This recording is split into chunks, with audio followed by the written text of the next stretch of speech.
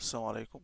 هنشوف ازاي مع بعض نقدر نضيف برومو كود، وايه الفرق بين البرومو كود والكوبون.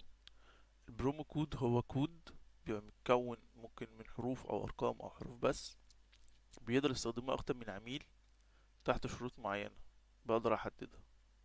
في البداية بخش على الكوبونات وبعد كده برومو كود، بدوس اضيف برومو كود. ممكن احدد برومو كود مربوط بايه، يعني ممكن اقول له مربوط بمحاضرة معينة فيفتح محاضرات معينة، مربوط بعربة فيقدر يفتح اي حاجة في السيستم عندي، مربوط بتخصص او بكورس فيقدر يفتح التخصص ده او الكورس، مربوط بلان لو انا عندي بلانز في السيستم واشتراكات فهو يطبق على البلان دي او الخصم يطبق على البلان، مربوط بحدث لو انا عندي ايفنت او حدث معين فاقدر اختار الاحداث دي. معظم الوقت بنعمله مربوط لعربة او مربوط بتخصص او الكورس او الدرس. فلو دوست رابط الى التخصص هيجي لي هنا التخصصات اللي اقدر اربطه بيها، فانا ممكن اختار تخصص واحد او اكتر. فانا مثلا اختار 3 تخصصات، فمعنى كده اني اقول له مثلا آه 50 اوف مثلا. معنى كده ان هو الكوبون ده لو الطالب هيشتري اي حاجة من ال3 دول او العميل هيقدر يكتب الكوبون ده وينزل له الخصم اللي احدده. طب نوع الخصم ايه؟ عندي نوعين: مبلغ ثابت ونسبة مئوية. مبلغ ثابت ان انا اقول له مثلا والله 200 جنيه، فهو لما هيجي يشتري ال3 دول حتى لو هيخصم 200 جنيه على ال3، لو اشترى واحد هيخصمه 200 جنيه برضو على الواحد ده. فمعنى كده ان الكوبون ده يقدر يتطبق على ال3.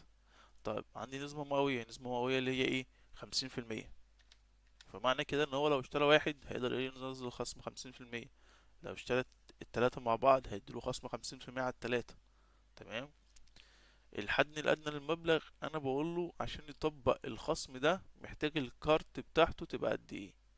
يعني مثلا انا عايزه مثلا يشتري اقل حاجه كورسين عشان قيمه الكورس مثلا 500 ريال او 500 جنيه، فانا عايز اقول له الخصم ده يتطبق لو قيمه الكارت 1000 جنيه او اكتر من 500 جنيه.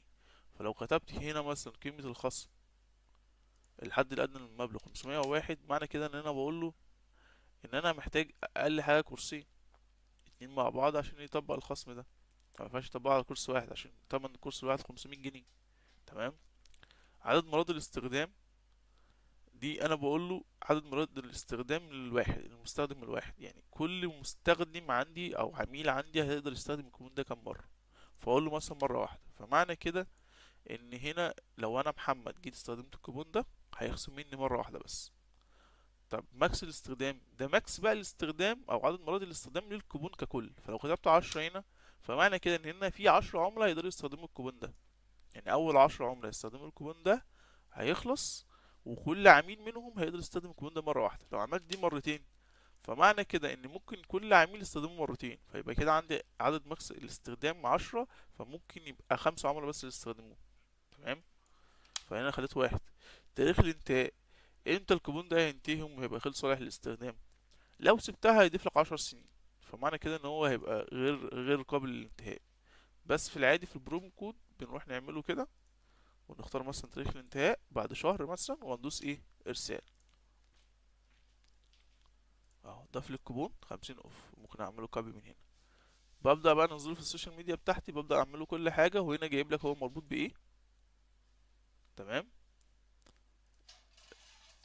برضو لو دخلت عليه جوه هيجيب لك الاعدادات بتاعته اهي ومين اللي استخدمه.